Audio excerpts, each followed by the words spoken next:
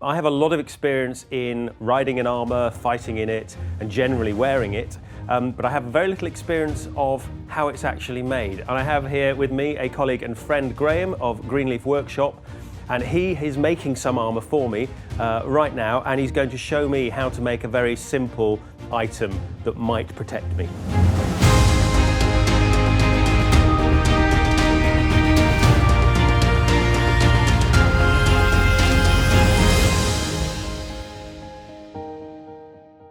So I'm about to become your apprentice. Right. How do you think you would have become an apprentice back in the day? Oh, back in the day, there's a couple of routes that we kind of know, so if we just sort of choose one of them. There's the possibility that you wouldn't have bought me, would you? Would you have bought me from somebody? I don't for know. a penny? I need an apprentice. Yeah, that one will do. Yeah. There might be that your parents have either got connections or means, or is an armourer. So it's not quite nepotism or anything like that, but it's just like today, if you're in a profession, then your children get opportunity to move into that profession. So it was a family profession as well, very much. Could be. I mean, certainly, I don't know of any cases of where we know the armourer's route, but we know quite a few blacksmiths' routes. Right. So it's sort of close enough. So at a young age, you would start doing tasks which would turn most people's hair white today, so sort of starting the fires, this sort of business. Sweeping the floors would be a big deal because you're going to keep all the hammer scale because you can sell that. I mean, this is all very broad brushstrokes, but by about sort of 12, 13, 14 years old, you'd be quite skilled because you've been working now already for about 8 odd years. You might not physically be able to do some of the big movement stuff, but you'd have seen it being done, you'd have probably be helped out. Exactly, and we've got lots of pictures from the medieval period of presumably dad working somewhere. He's being helped by his son. You've got mother and daughter working the forge. Right. So they're keeping the work hot. So by about that time, you might then be able to go on to become, say, nowadays we call it like a journeyman. So you would go to an uncle or somebody else or someone else in the profession to be trained by them. Those sort of final stages. So not dissimilar in a way to that of a knight, because you'd be born into a noble house, you'd be expected to become a knight, but you'd probably be sent away to go and learn and not be treated perhaps as sort of like the special boy of the household. You'd be treated like a squire up to a certain age, and then you'd have to put a past certain kind of standards to become the next stage up. Once that sort of bit was over, you could either end up being gilded and this sort of thing, or if it's at a lower level, you return back home. But what you're bringing then back to your own setup, if it's, say, like a blacksmith, a small village blacksmith, you're bringing in a new set of skills that perhaps you've been taught by these other people. So that way technology spreads a little bit. Exactly. We could probably talk about this for hours and hours, but I want to get on and I want to see the secrets, or at least some of the secrets of armouring.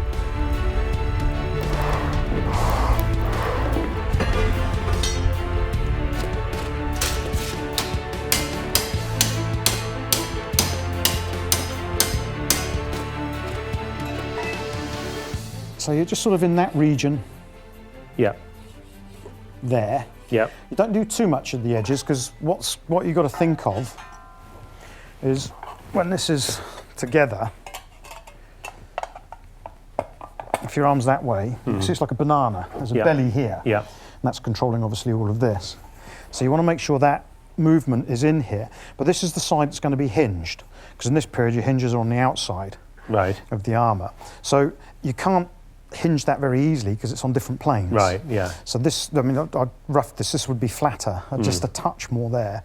And then when it hinges, it can open. The hinges will all work. Will work. Yeah. So what you don't want to do is do too much on the sides. So you don't want that going in there, but it's around here we're sort of adding the volume and adding a little bit there, Like that? Yeah, that'll do. I don't need to clean it or anything? No, just sort of get, that's it, just walk it around, always walking it around, that's it. Come up to the edge. Always thinking of a curve, so if you want to... I'm not sure I've got the image of what I'm trying to do in my head yet. It'll become clear after the first one. A bit of a twist on there, but we'll knock that out. It almost looks like this will never be a piece of armour.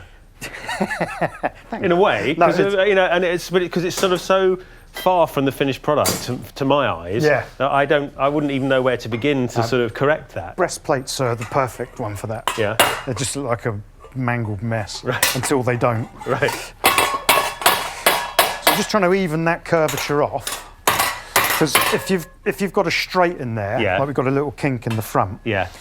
that'll bend Right. on that piece and it will snap. The stress is going to the point. Exactly rather right. Than, So yeah, just there. Yeah. Obviously, if I strike that, it's just going to bend bend more there. there. Right. So what you do is just lift it out.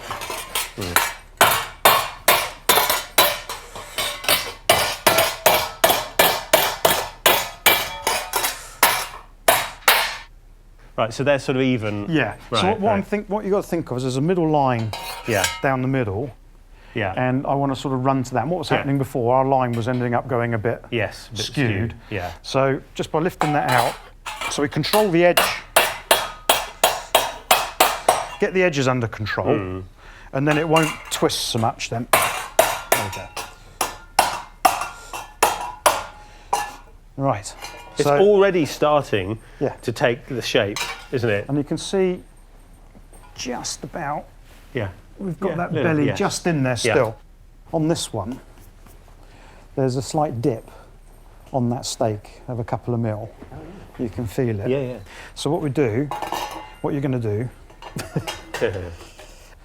but staying inside the chalk bit, Yeah. using this one, again, it's just, you can see there's no effort. Yeah. And what I'm doing, it's all those low points when it's this way round. Yeah. I'm pushing back into those other points, and what it does is it starts to lift them up. Yeah. And you can see, and then what we're going to do in a moment is we're going to give it some heat and knock this down, and then you'll get that. All right. So this has got to be the piece has got to be sort of on there. Yeah, that's it. So it's just And dropping. you can, and drop the hammer in. Sometimes I find actually if you strangle the hammer, so if you get right up there, it actually works in and out. You just watch your finger on that. It's not hot though now, you won't burn. It's actually quite gentle, Yeah, it's tiny little taps. just to move it. Yeah. Do we go all the way to the end? Yeah, if you like. If you want it to work.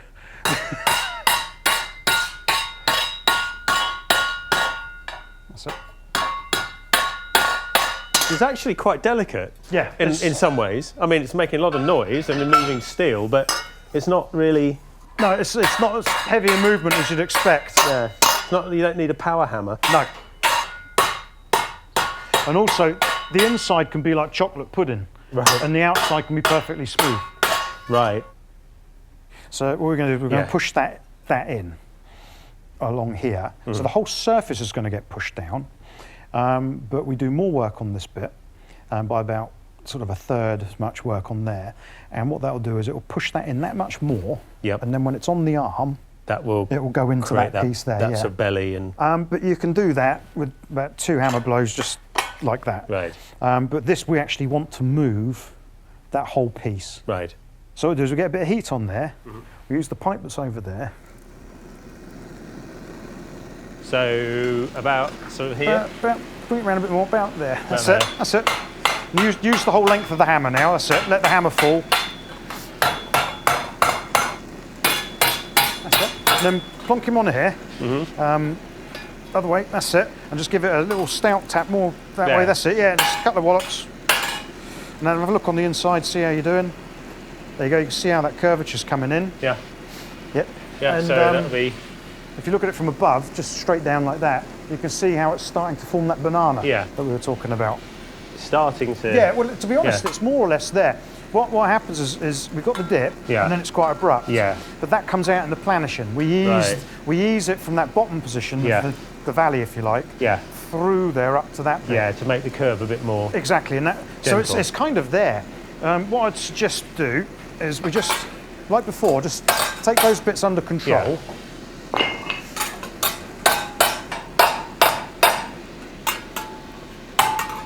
You can start to see how it's. Yeah. If we compare that Yeah. to this one, you can Yeah. see how they're an opposite pair Yeah. set starting to come in. Yeah. That's only a kick in there to create that bit of belly, Yeah. and we just tidy it through now. So this is the Vambrace. lower canon of a Vambrace, I That's believe, right, is yeah. its technical term. Well, Or yeah, not? we've got all sorts of problems because what happens is a vambrace is the arm, Yes. but the part of the arm that's at the bottom now is called the vambrace Right. as well. So if you think of a vanguard, it's at the front. You have the Right. vambrace at the front. So fore armour, as Yeah, it were. that's right. And rear brace, rear guard, rear at the back. But it's shaped. So this one's the left arm. So that's actually quite an interesting complex shape because you think of arms as a cylinder in some ways, don't you? But in fact, when you look at them in great detail, there's a lot of curves, subtle curves in there. One of the things that I find, obviously steel is quite restrictive, but when you're riding or you're fighting, you don't want that restriction getting in the way. So that's got to be shaped around musculature. That's right. So your armour should fit you nicely. Yep. Make you look better than you do out of armour. So enhance your physique for status purposes. All that sort of good stuff. And protect you. But what tends to happen is when you've got a gauntlet on, for example, the gauntlet edge will sit here. Yeah.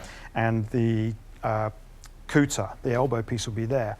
So it tends to look quite straight. Ah, so you actually hide the there's a good portion of that is hidden. So it looks straight at a glance, but it's not at all.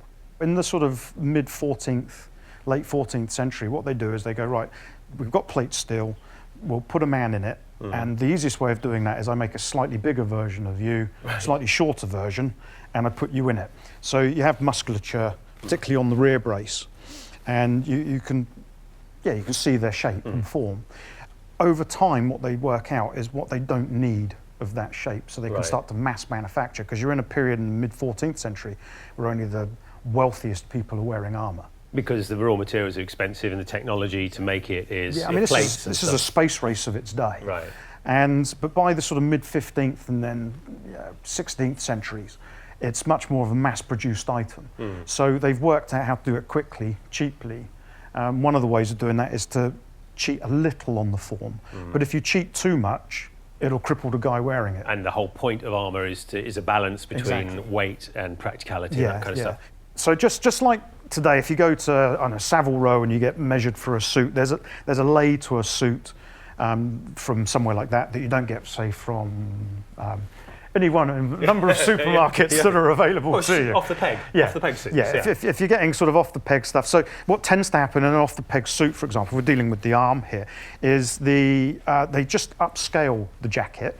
So if you've got a suit for a guy with a 36-inch chest and then the 42-inch chest, all that's happened is they've just done that to everything. So the arms are long and all this sort of stuff. So it's just one size upscaled. If you go to, like say, Savile Row or somewhere like that, you'll see the lay of the arm, there's a curvature to it that's put into the suit jacket. So it sits sort of at a nice angle like that. So armour was kind of seen in a similar way. You would be spending, in the mid-14th century, an awful lot of money. But we don't know so much about the measuring process. There's some best guesses. Because obviously we didn't have metric or anything like this, so they might send what measurements they can with sort of ropes that are knotted to show this. Another way is they send a guy all the way on the journey who's a similar build, or your favourite hose that go down there, so they then go and find a guy who's a similar shape to you to wear. So they'll get you 90% of the way, and then they're just adjusted when you get back. And all of that transportation is costing you. But the rules are kind of universal. Even today with modern armour, there are rules that you can't break or the stuff just doesn't work. So we need to sort of figure those out on you. What are those rules? Well, you talked about where they are, it's got to go and articulate. So what we were saying, if that sits down here, you can't move the arm, you can't move your wrist is stuck. If that comes right the way up there and you then tried to flex... it's going to dig. Exactly, and there's another piece of metal there, which means it's stopping you dead. Your armour should move further than you can. So it shouldn't restrict you. Again, if you speak to half a dozen armourers, you'll get a dozen different ways of taking the measurements. What you do is you take the set that then get useful to you. Because it's an art and a craft. I mean, and a science. What I would tend to do if I'm just measuring your arm here, obviously that's the single sort of the starting point, if you like. You've got another point on your elbow there, and then the one I tend to use is the dead arm point there. If you took a nice whack and you get a good dead arm. So what I tend to do is measure just slightly back from there, and if you can cook your arm, then that would give, oh, if you like that there, and then just do that for me. There you go. Yeah. That gives, I'm taking off the back there, that gives the size, obviously this wasn't made for you, of the total length of the wrapper. Right. It's not far off, not far off at all. And then on the back, again, from using that as my starting point to your elbow, so we've got a 10-inch length there, because what that means is normally when I start with this, I start with the elbow, so that gives me that point there. I then put the lame on that because the lame is just the lame, so that's one of the little articulation plates. And then that means when that's laying down with the elbow sat in it there, that gives me that 10-inch space that I need. So that's the way I do it. So depending on what you're making, you know, you can have 2 or 3 lanes. That's been shaped, so that's correct. Is that the? So that starts as. So this is the sort of pattern. That's the pattern, that you use from here. And there's no. I get it an awful lot, particularly obviously we live in a day and age of the internet and all this sort of stuff, and lots of guys, and I did the same thing when I was starting. You sort of say to people, can you give me your pattern? Is there any chance I can see your pattern, because I can take it from there? But depending on how you work the metal, the pattern changes. Right.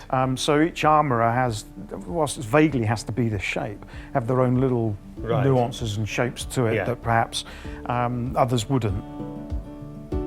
So this has been in part done by me, but I have to say that pretty much all of it's been done by Graham. But it's been a really interesting experience, because the subtle shapes, they don't take a huge amount of time to do when you know what you're doing. But the difference between somebody who knows what they're doing and somebody who doesn't is arguably days of work. Yes. Yeah, I mean, I was saying when I started, the chap that showed me took 20 minutes to rough a pair out, and I was a day and a half just worrying that. But there's an awfully long way to go before this is sort of high status harness. I think if it's down to, so in about 20-30 minutes you can rough out the pair of just the Vambrace. You've got to then do lames, coutures, rear brace and spolders to that standard. You then got to planish them down, then got to grind them down and clean them and fix them, and that takes a lot. That's what takes the time. So sort of 4 or 5 days for a mid-14th century full arm. It's actually given me a slightly different appreciation of how I should look after my armour, actually, knowing how much of somebody's time has gone into the shapes. So it's been fantastic. It's been a short but interesting journey into the very earliest stages of how to actually make medieval harness. Thanks for watching. Please like and subscribe. Don't forget the notification button if you want to know what we're doing, and I'll see you next time.